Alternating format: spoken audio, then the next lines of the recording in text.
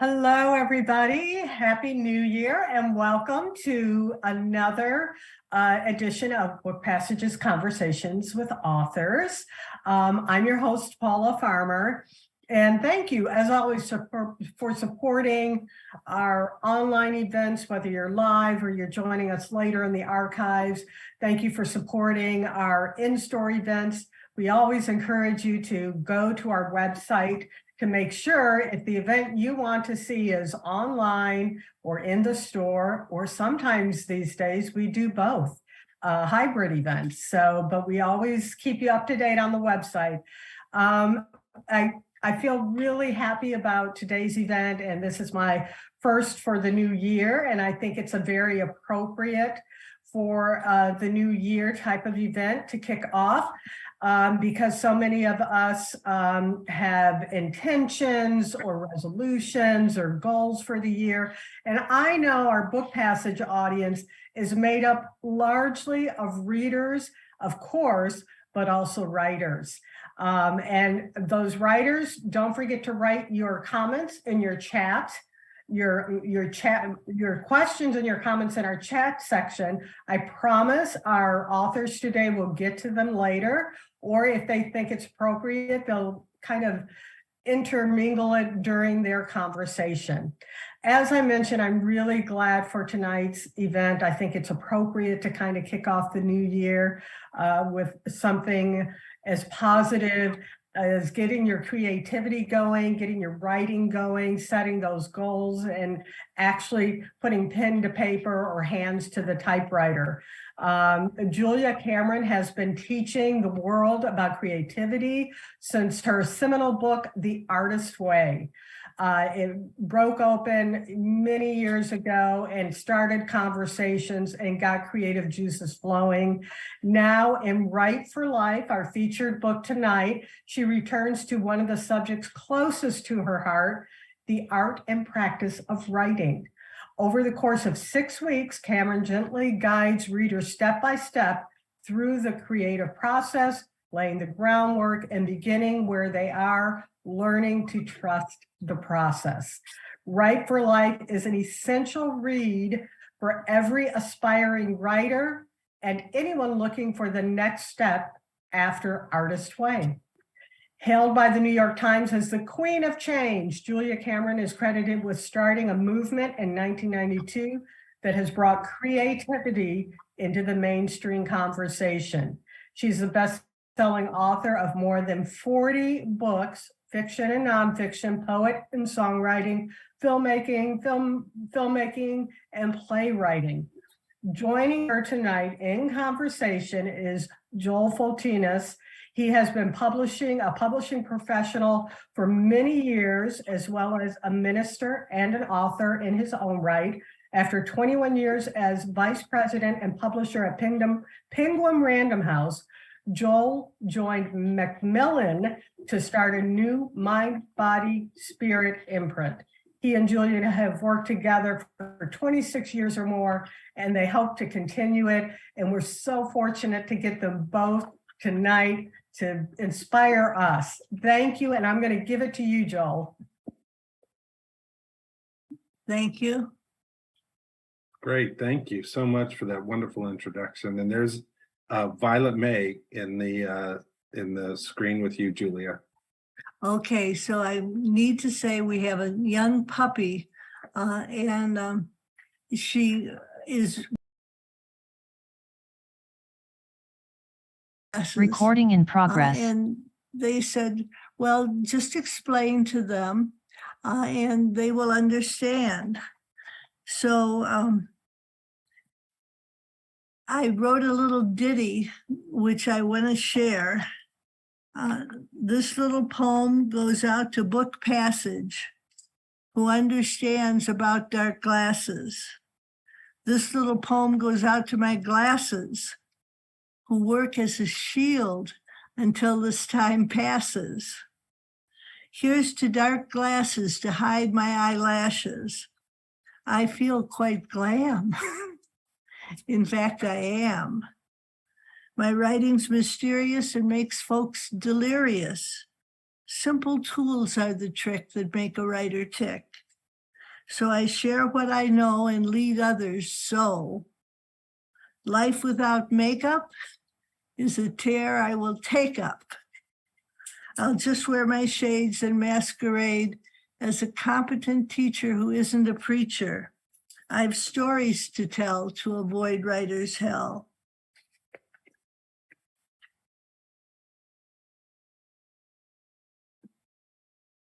I'm asked to teach. I hate to preach.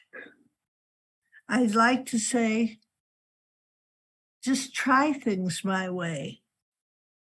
Write morning pages. They are outrageous. Trust your thought. Don't say it ought to be better or more. Who's keeping score? Try to write your daily quota. That improves life 1 iota. Lower the bar. You've come so far. Write just a little, and your skepticism will whittle. You'll find you set your skepticism aside. That's right. Have some pride. So that little ditty goes out to our group, and I'd like us to start by setting an intention for the next hour. I'll count to 3, and when I get to 3, if each one of you would set an intention for us to have a useful, helpful, maybe provocative, productive time together. So I'll count to 3, and then we'll all set an intention for good things. 1, 2, 3. Okay. Set your intention.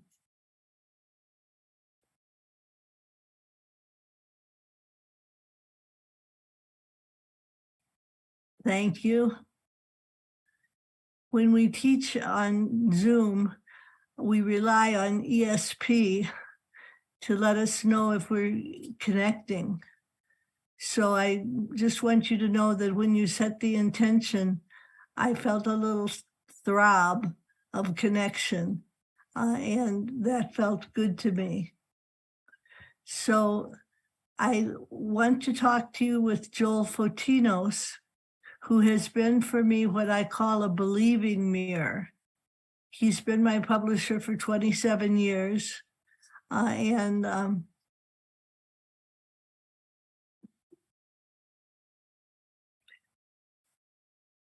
I would say to him, I have an idea. And he would say, I'd like to hear more about that. And that opened the floodgates for creativity. So, Joel, would you like to introduce yourself a little bit? Yeah, I'm so happy to be here with you, Julia.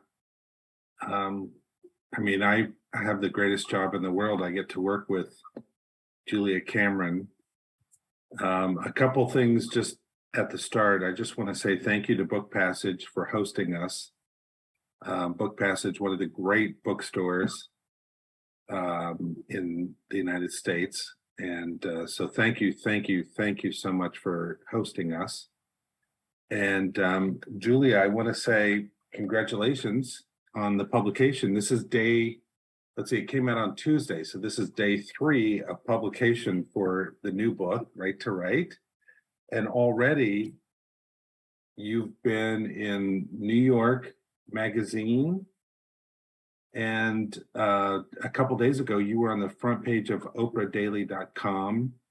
So this is getting the kind of attention that you haven't gotten since really The Artist's Way. I mean, there's so much interest in this book on writing. And I think we'll have a great time exploring this. And one other thing I just want to say to the people listening, Julia has a wonderful website that has poems and songs and musicals and plays and all sorts of things. It's called juliacameronlive.com, and it's free, and it just has a lot of stuff. So if Julia decides to read any poems, they are all available on juliacameronlive.com. So I had to get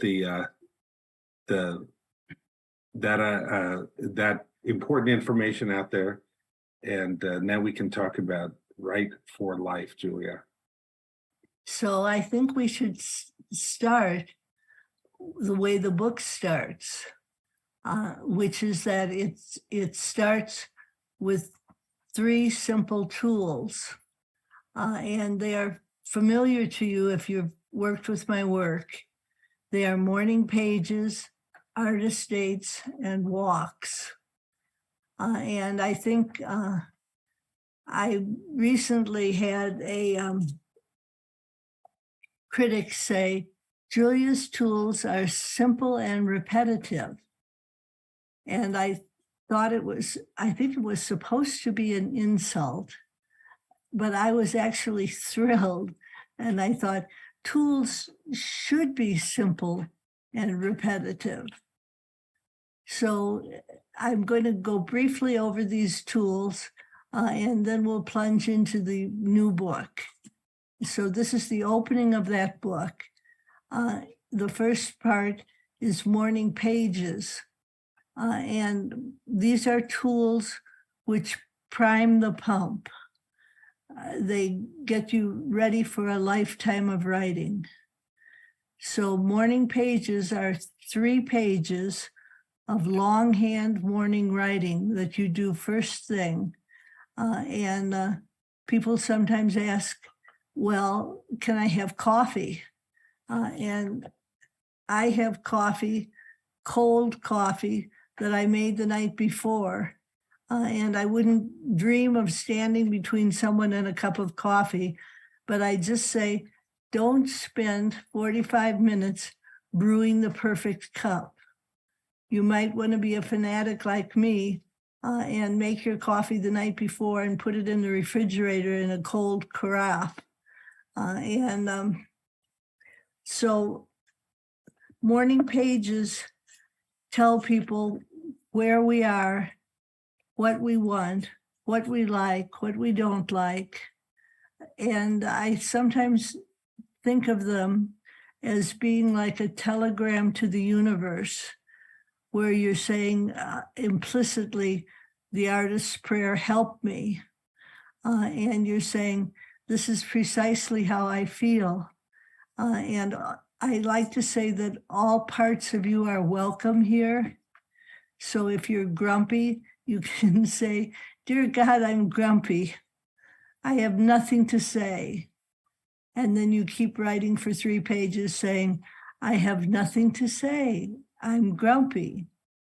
And if you're happy, you can say, I'm exuberant. I'm happy. I have plenty of ideas. And here's one of them. So you skip from topic to topic to topic.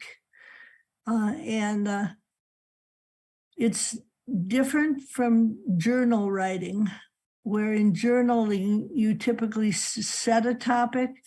I'm going to write everything I feel about Fred. And in morning pages, you might just say, Fred, that son of a bitch. Oh, I forgot to buy kitty litter. I didn't call my sister back. The car has a funny knock in it. And what you're doing is you're sort of poking your pen into all the corners of your life. And you're bringing the debris into the center of the room where you can deal with it. So morning pages, I'm just wondering, I find myself feeling self-conscious that my image is so large. And I'm wondering if we can equalize Joel's and my images a little bit. Nick can probably do that for you on your screen. But I'm right here with you. So morning pages, that's better. Thank you. So morning pages are non-negotiable. You do them every day, and you don't show them to anybody. And you may hide them, shred them, burn them, anything to keep prying eyes from reading them. So Joel, I'm going to ask you for some help. Okay. Well, let's talk about, so that's morning pages. And then you briefly can go into the other two main tools, artist date and walking. And then we can get into the new tools that are new to this book. Well, that would be great. So the second tool is something called an artist date. And it's a once a week festive solo expedition to do something that enchants or interests you. So you're trying to coax your artist into having a little bit of fun. And what happens when I teach is when I assign morning pages, people go, oh, working on my creativity. I get it. I can work on my creativity. But then if I say, now I have a second tool, and I want you boil it down, it's really a prescription. Play, and you will have ideas. So I think it's important to say that as we write, we are fishing on an inner well, and it's filled with images and ideas. And sometimes we overfish our well, and then our writing becomes thin, and we need to restock the well. And artist dates are restocking your inner well. So they should be something very enjoyable to an inner 8-year-old. You're the part of you that creates is like a youngster who can be coaxed, encouraged, helped, and I think one of your artist dates is George the Bunny, right? Oh, this is time for true confessions. I have a favorite artist date, which is going to a pet store where they have a gigantic bunny named George. And I asked the owner, can I pet George? And the owner says, yes, you can pet George. And then I pet George, and I get a sense of whimsy, enjoyment, pleasure. And I think it's an important part of the artist state to feel sort of enchanted. And George the Bunny is definitely enchanting. But another thing you can do is take yourself to a children's bookstore. And there you will find a number of books that say things like all about reptiles, or a book that says all about big cats, a book that says all about choo-choo trains. And what you're doing is you're reading just enough to sort of wake up your artist. And you don't want to take an artist date that's too serious. You don't want to go to the library and say all about engines, and then read an exhaustive tome. So what you're doing is you're just taking a sample, and well, then the next tool is walking. and briefly, I mean, the thing that we always hear, the questions we always get about walking is, can I bring my dog? Can I bring my friend? Can I wear my, can I listen to music? So what do you say about that with walking? The object of walking is to put yourself in touch with your environment. So if you walk with your dog, you find yourself saying, oh, look at that handsome Rottweiler. Oh, look at that dandy Cocker Spaniel. If you walk with music, you find yourself listening for the composer's intention. If you walk with a friend, half of your consciousness is always over on your friend. So walking is a solo expedition.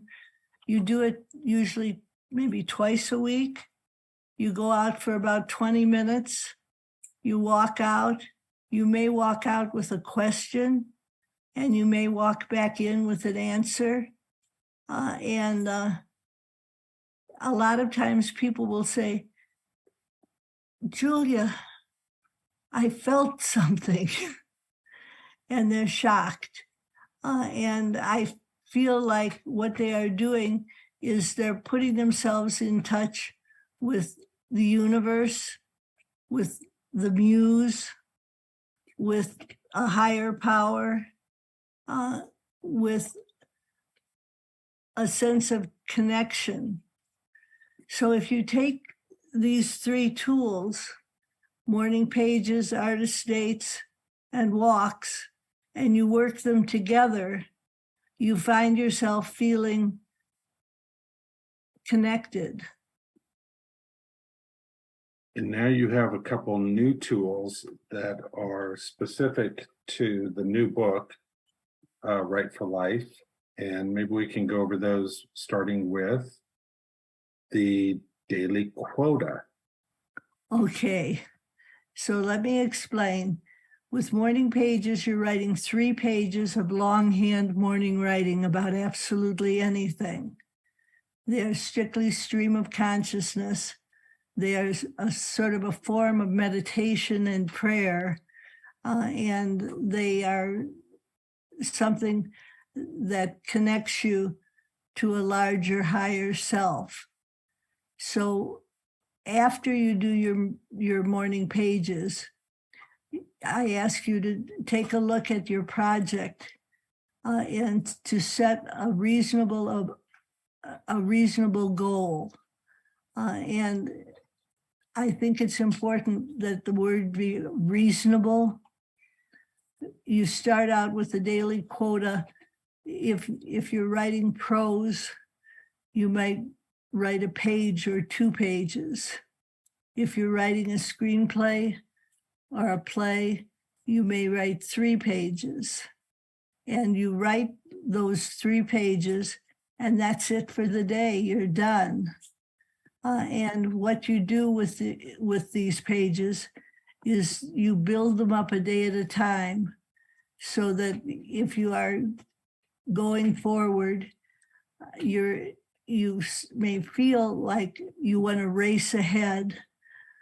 But if you're disciplined with yourself a little bit and you say, you've done enough for today, dear, then you can build a beginning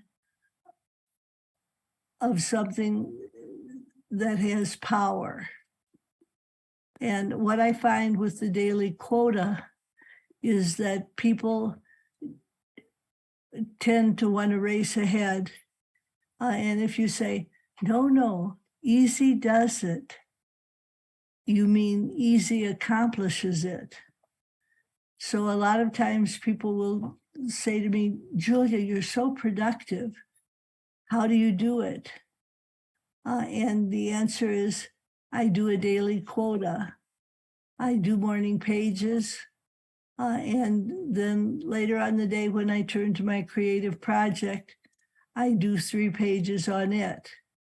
So they build up, and they go, actually, when you slow down as a writer, you actually speed up.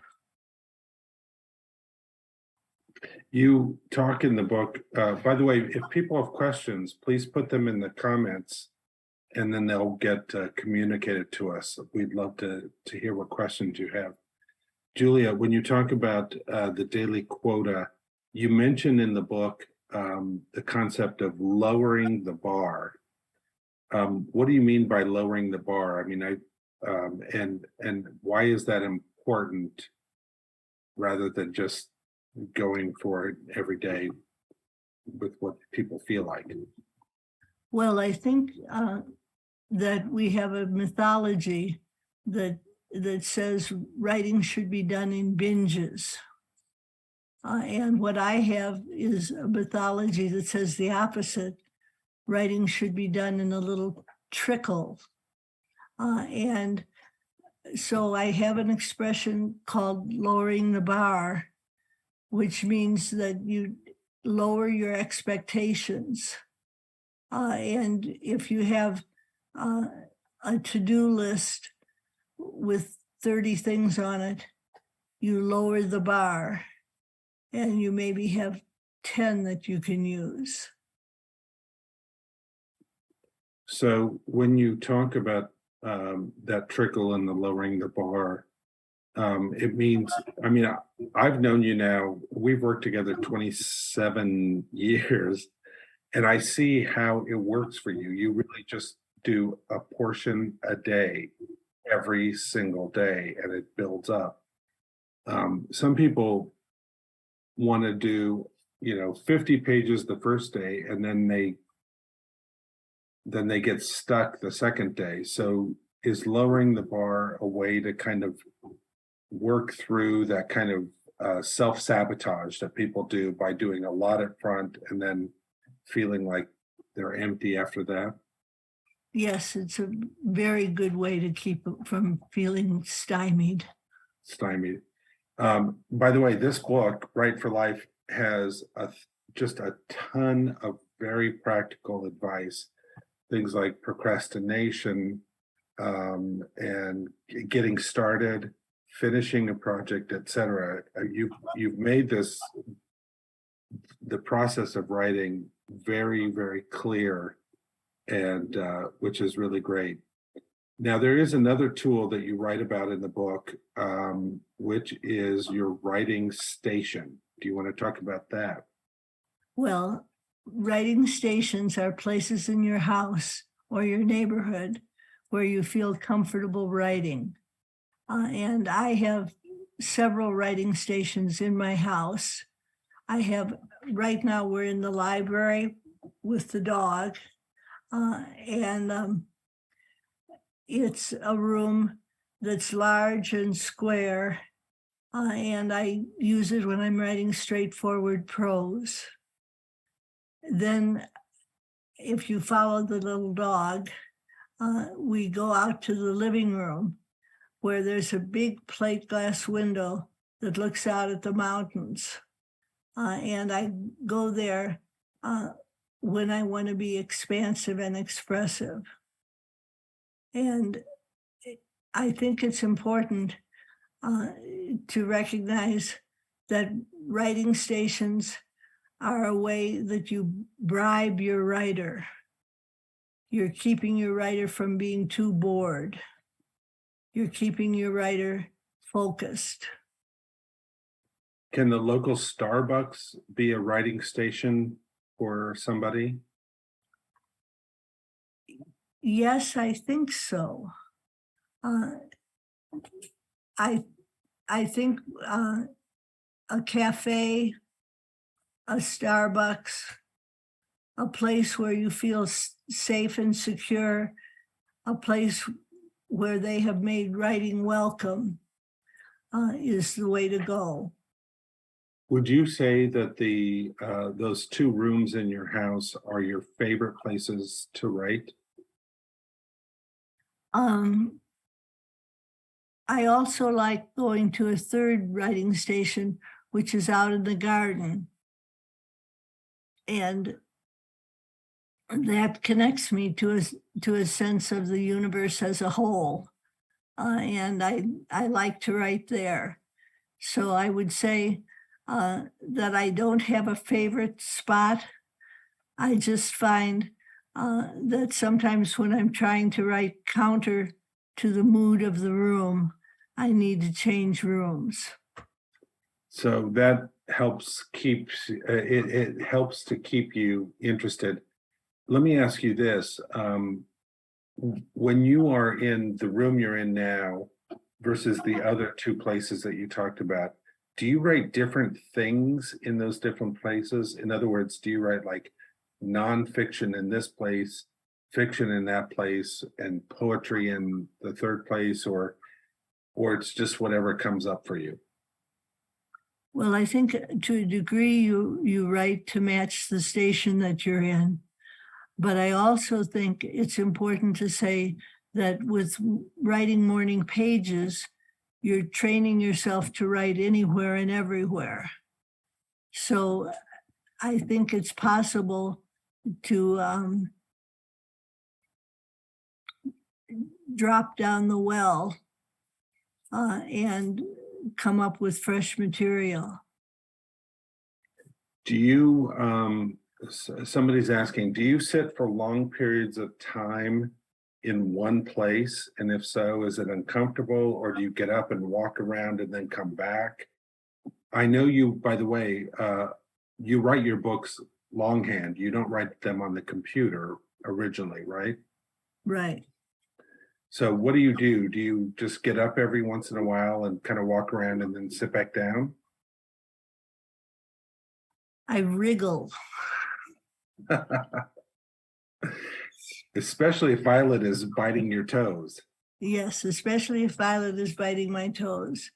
I find myself leaning to the left, leaning to the right. And I think I tend to stay in one place for a while. One question that comes up, Julia, is when you are doing your daily quota, is that a polished, do you write it and polish it as you write, or do you just write it as a draft? You write it as a draft. This is something called laying track. And laying track means that you're going from point A to point Z by the most convenient way. And I think it's a term that we got from when we were laying railroads across the country. And people would find that they had to lay a certain amount of track every day. And when you do your daily quota, you're laying track and you're not polishing, you're not perfecting, you're just laying track. You're getting from A to Z. Yeah. I think it's important to mention to people listening that Julia generates new material every day with her daily quota, but you do mention in the book your ideas about revisions and editing once you get the material down, and you talk about editing and revising the material. Yes, I was trying. I think it's important to say that I've been writing since I was 18, so that's 55 years. And I've learned tricks and tools and cues and clues. And so the book is really a book full of tricks and tools. And I feel like the book is more articulate than I'm managing to be tonight. Well, let me say this. I guess you talk about this near the end of The Artist's Way, but what happens when you sit down for your daily quota and like you feel like maybe nothing's coming through? And in The Artist's Way, you talk about the prayer. God, you take care of the quality, I'll take care of the quantity. So if you sit down and you start to write, do you just write and maybe some days it's not great writing and other days it is great writing? Well, one of the things I've found is that we can't depend on our mood, that some days we're in the mood to write and other days we're not in the mood to write. And what I have found is that the writing that's done on either day bears a pretty close resemblance to each other. There's not too much difference between what I think of as great Julia writing and what I think of as poor Julia writing. I find that when I go back over the draft, that I make connections and make corrections, but that's a later part of the process. Connections and corrections.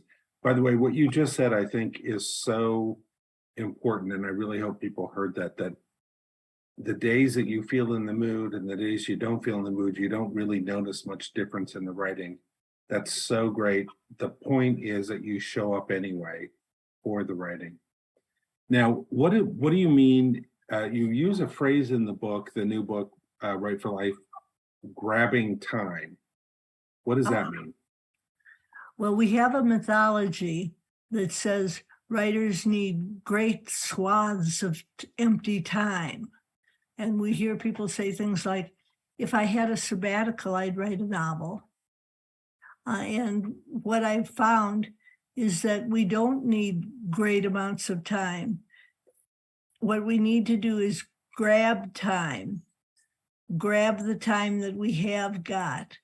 When we're looking for a great amount of time, we're frequently ignoring the small amount of time that we've got.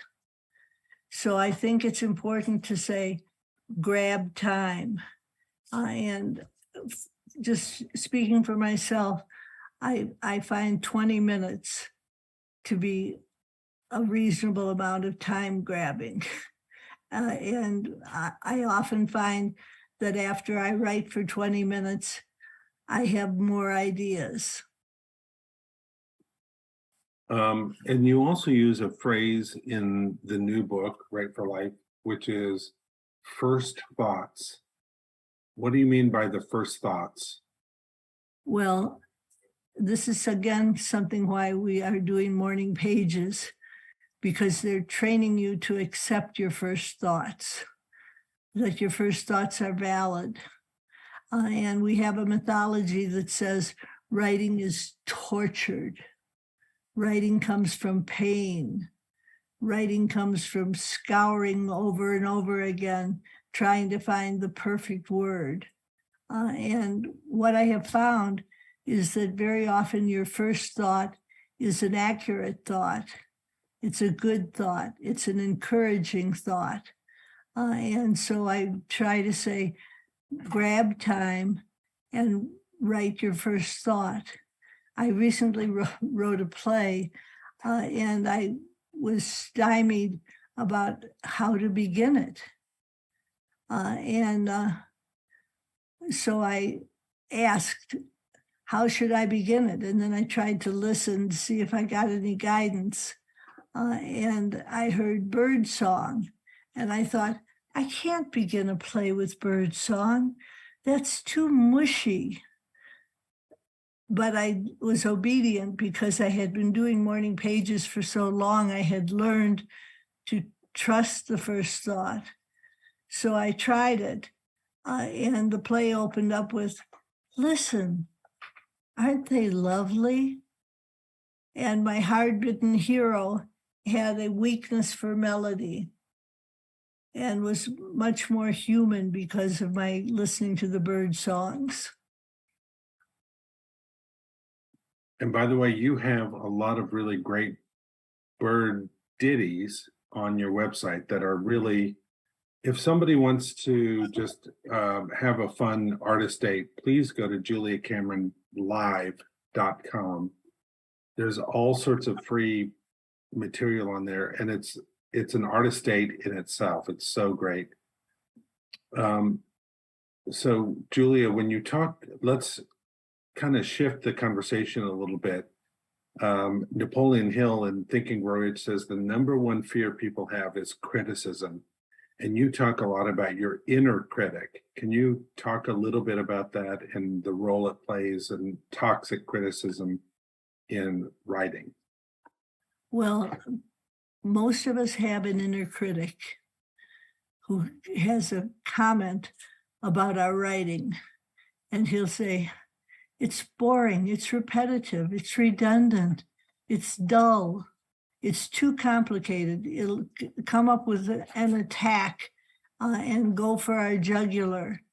And what I have learned is that we can't really get rid of our critic, but what we can do is miniaturize our critic. And again, I want to say this is where I sound like a fanatic, but I'm saying write morning pages, because your critic will perk up and start to critique your pages. But there's no wrong way to write morning pages. So when your critic says it's dull, you say to your critic, oh, thank you for sharing. And you keep right on writing. And what you're doing is you're miniaturizing the role of your critic. When we start out, the critic sounds like the voice of doom and gloom. And when we use a little bit of humor, the critic begins to sound like a wee squeaking cartoon character who's always negative. So I think I want to say humor is the most important tool in disarming your critic. And I wrote a crime novel, and I had 19 good reviews, and I was sort of happy. And then I got a 20th review, and it was unfortunately in the New York Times. And it was written by a man who didn't like it that my detective hero liked Carl Jung. He was evidently a Freudian. And so he spent the time that he should have spent critiquing my book, critiquing Carl Jung. And when I got the review, it was toxic and seemed very unfair. And I felt like, oh, I've been shamed by the New York Times. I should go out in the street wearing sackcloth and ashes. And then I remembered, Julia, you have a secret tool, and that tool is humor. And the man who had reviewed my book was named Bill Kent. And so I wrote, this little poem goes out to Bill Kent, who must feel awful the way that he spent his time critiquing Carl Jung instead of on the book I'd done.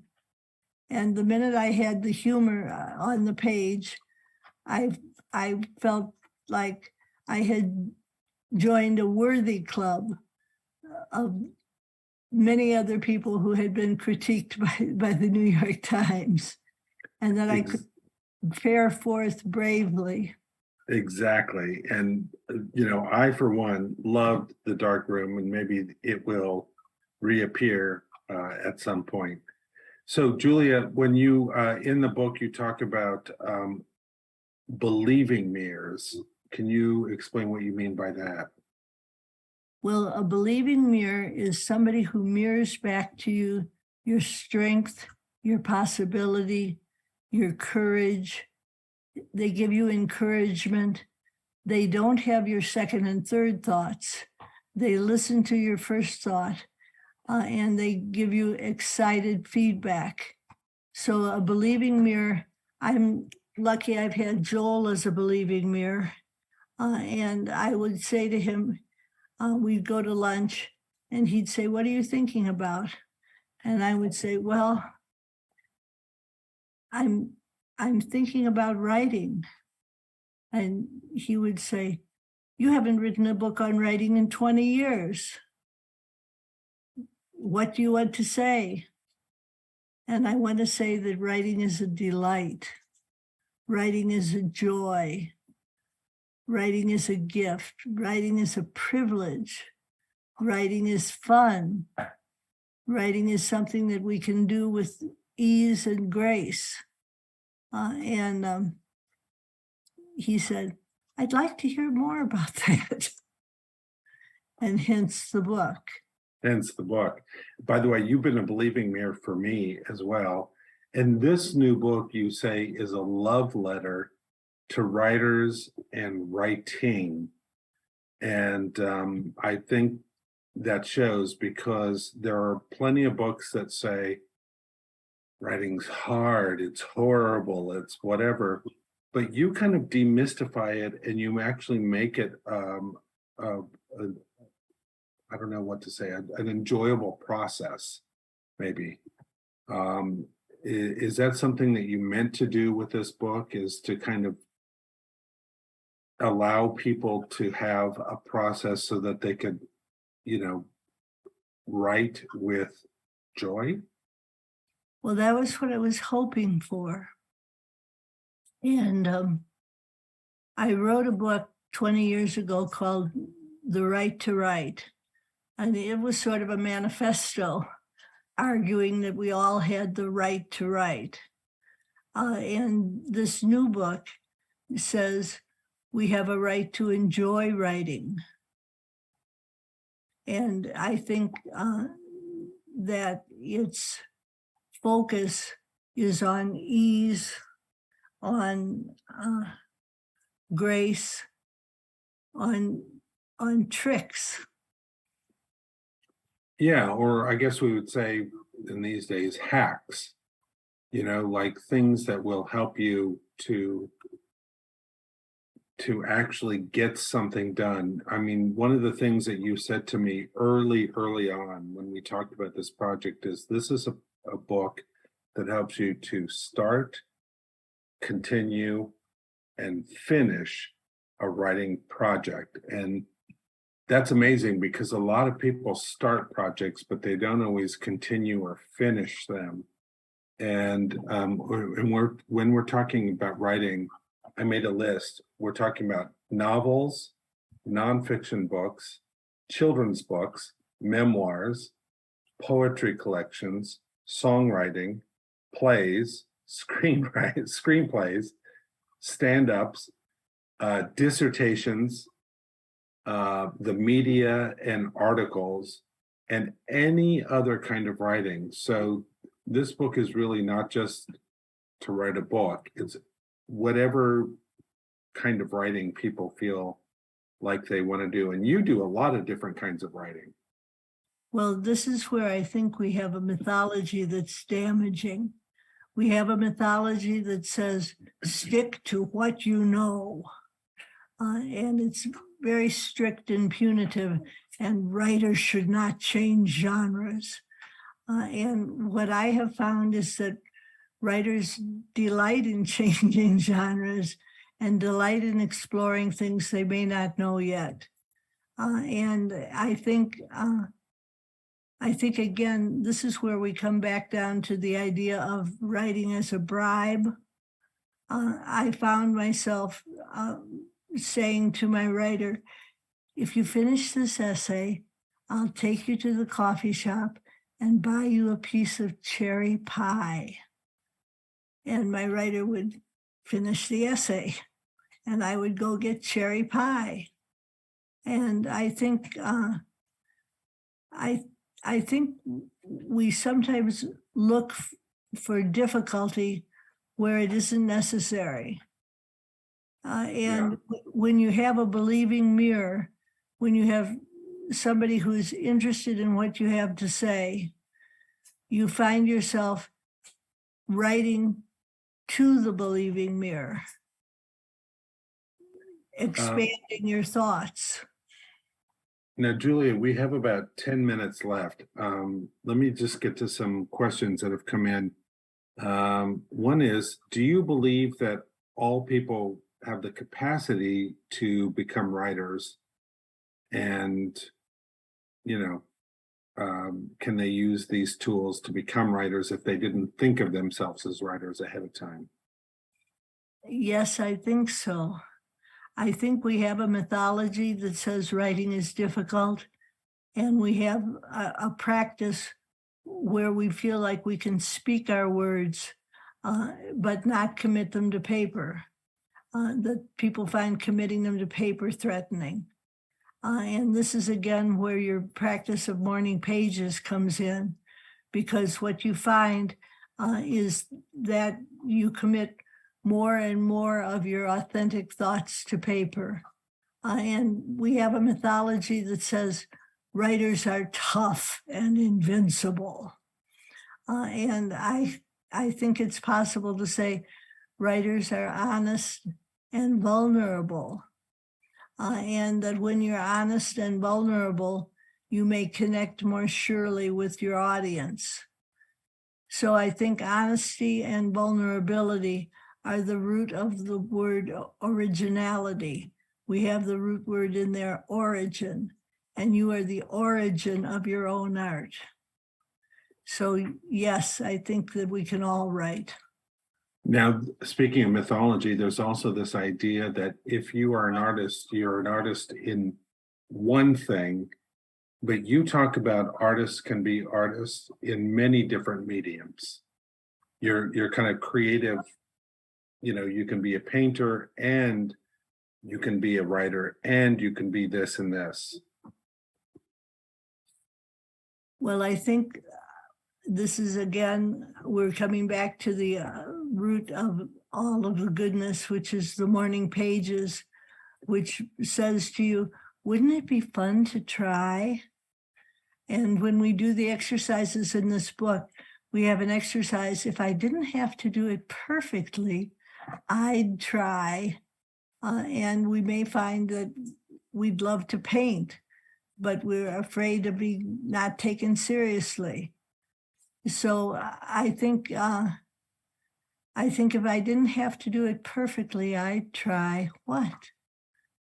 Well, that's something you ask people sometimes, in a group setting, that question several times. If I, wasn't afraid to fail, I would try such and such. And that's so helpful. Julia, somebody's asking about doing this book in a group setting. Do you think that doing it in a group setting or having writing partners is helpful to getting your writing done? Well, I have experience with this. I do something once a week called Poetry Night. I have a friend, a colleague, who is a fellow poet, and we have a deal that once a week we will meet for dinner and we will each bring a new poem. And we share them over dinner, and we tend to have steak and poetry. And I find having the encouragement of knowing that I have a commitment is helpful. And I just heard from a friend of mine in London who said she was starting a Write for Right group. So I think people will find their way with this book, whether it's solo or in conjunction with a believing mirror. I think so too. I really feel like for those people who have done the artist's way, who have loved the artist's way, this is, of all of your books, this is the best next book to do. Even if you didn't think of yourself as a writer, this is the next best book to do, because when you do the artist's way, you have opened yourself up to so much creativity. And by the way, Julia Cameron does the artist's way every day. She does morning pages, etc. And this is the book I feel like really helps people to take what they learned in the artist's way and take it to that next step. Julia, when you talk about, the fact that this is your first book on writing in a quarter of a century, why now? What about writing is so important now for people, especially in the world today? Well, I think we have many people who are wanting to write, but not knowing kind of where to start. And I think that we're looking at rebalancing the wheel and starting simply, starting with pen to page, starting with a first thought that comes to you as you sit down to write your morning pages. Yeah. And I think that what we're trying to do here is coax people forward. Say, it's safe in the pool. Stick a toe in. Come on in. If you want to write, you can write. Yeah. We're so close to being out of time. So let's do kind of a lightning round where you just give me very fast responses to a bunch of questions. Okay. Do morning pages have to be done in the morning? Yes, if you do them later in the day, you're reflecting on a day you've already had and you're powerless to change. If you do them in the morning, they set up your trajectory. What size paper should I use? Well, I say 8.5 by 11 because people sometimes want to use small paper, but when they do, they miniaturize their thoughts. And what if people's handwriting is messy? They need to slow down a little bit. Right. What if somebody is afraid that somebody in the house will read the morning pages? Well, this is where I've had people lock them in the car, put them under the mattress. Hide them under sweaters in the closet, maybe. Yes. All right. What about meditation and morning pages? Should you meditate before morning pages or after morning pages? I would say after. I would say morning pages are a valid form of meditation. And what they do is move you to action. And if you do conventional meditation, you may find yourself meditating away a need to act. Do they have to be written by hand or can people do them on computer? Well, they're much better done by hand. And I find that when you do them on the computer, you get speed and distance, but you don't necessarily get vulnerability, authenticity, honesty, encouragement. So it's a good idea to write by hand. There's a direct line between your heart and your hand. I will say I tried doing them by computer. You don't get the depth either. What about coffee? Can I have coffee before Artist Way, or how do you handle coffee in the morning pages? Well, I'm a fanatic. I do my coffee the night before. I put it in the refrigerator. When I get up in the morning, I walk to the kitchen. I take out the carafe of coffee and I have an iced coffee. Do you reread your morning pages, Julia? No. And what about, do you get rid of your morning pages? Yes, I sometimes do. For years, I thought I had to save them because I thought if I ever do a memoir, I'm going to find myself needing these morning pages for recall. And what I found was when I sat down to do a memoir, that the morning pages had done their work and made things indelible. And the memoir flowed quite easily. Yeah. And by the way, that memoir is being published this summer in August. So you can pre-order it from the Book Passage website. And it's called Floor Sample. And it is one heck of a read.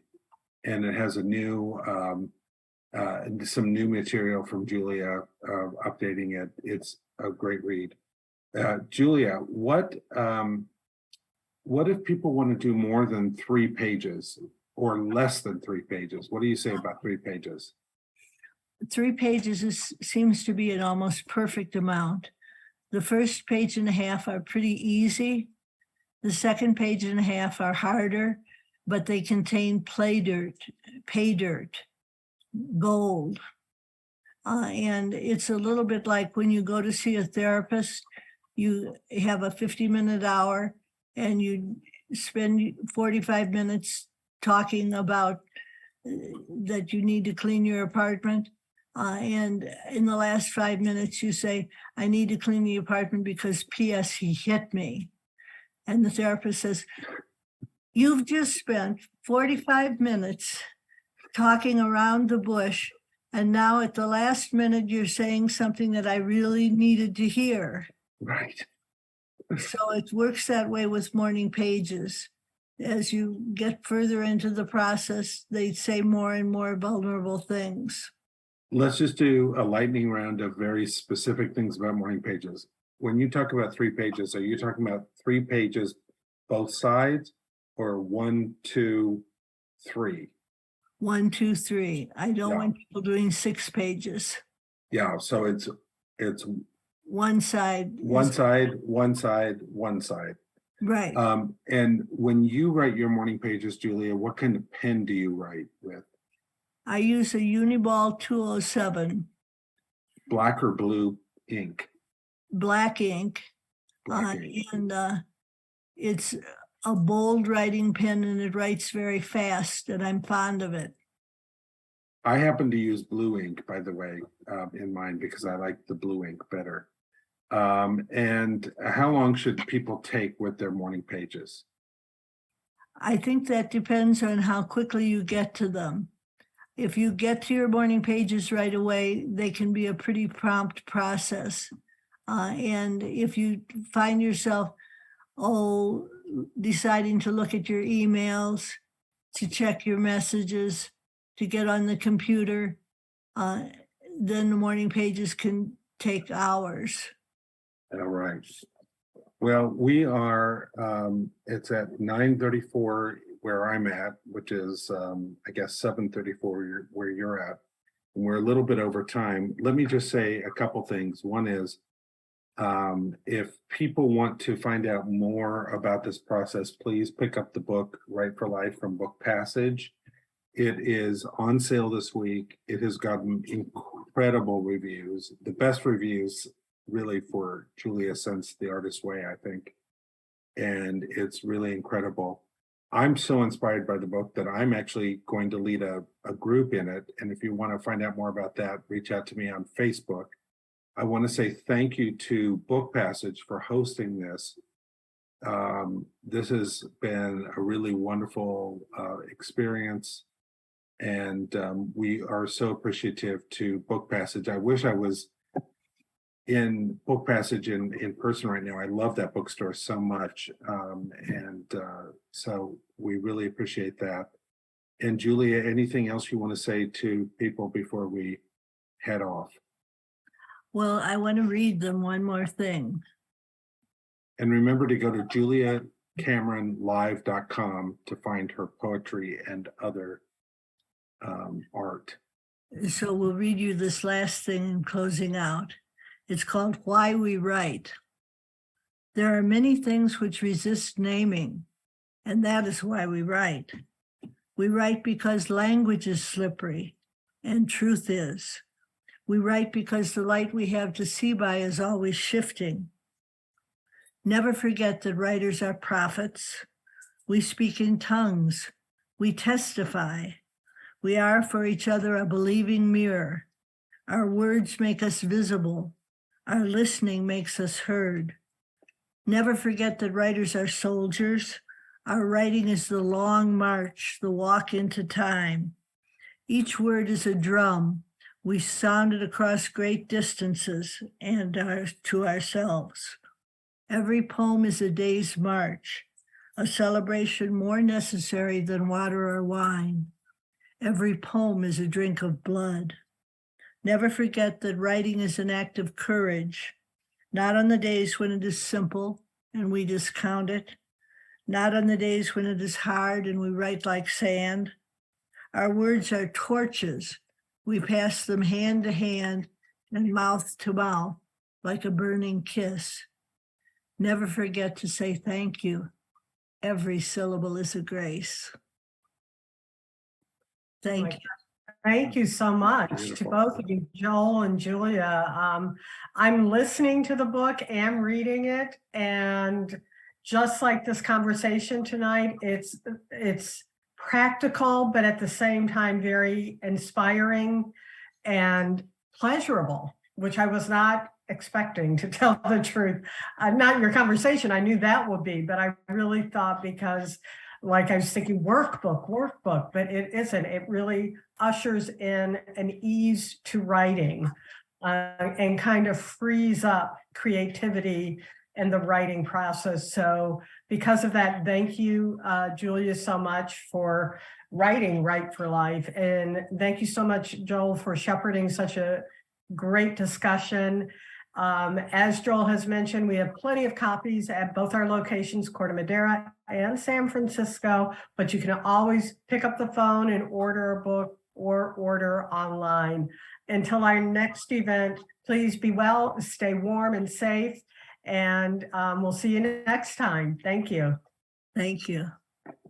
Thank you.